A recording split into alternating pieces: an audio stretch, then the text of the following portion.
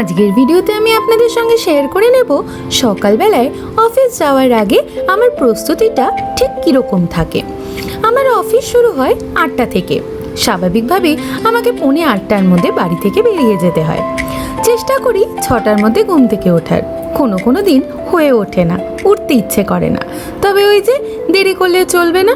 সকালে উঠে খানিকক্ষণ ব্রাশ করতে করতে আমি বারান্দায় গিয়ে দাঁড়াই।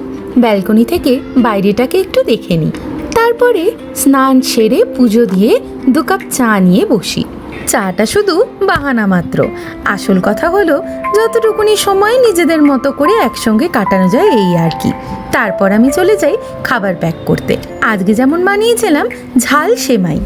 জানেন তো, যখন ওয়ার্ক ফ্রম হোম ছিল তখন আমি প্রত্যেক দিনই প্রায় চেষ্টা করতাম অভিষেককে ব্রেকফাস্ট আর লাঞ্চ দুটোই প্যাক করে দেওয়ার। তবে আজকাল এই ওয়ার্ক ফ্রম অফিসের চক্করে সেটা না করে উঠতে পারছি না।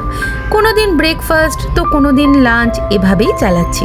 আজকে ব্রেকফাস্টটাই নিয়ে গিয়েছিলাম, আর লাঞ্চে কি খেয়েছিলাম সেটা খানিক বাদে আপনাদেরকে দেখাচ্ছি। পৌঁছে গেছিলাম অফিসের কাছাকাছি। এটাই আমার অফিসের এন্ট্রান্স।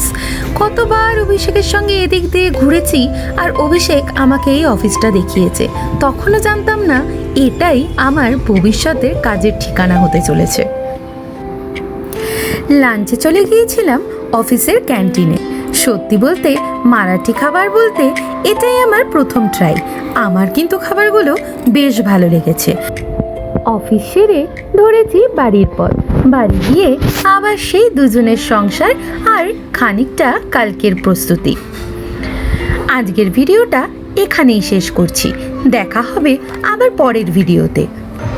কারণ প্রতিটি দিনের একটি গল্প থাকে, আর সেই গল্পেই লুকিয়ে থাকে জীবনের সবচেয়ে সুন্দর রং। আমি সৃজা, আর আপনারা দেখছেন একদিন এক গল্প রং তুলি।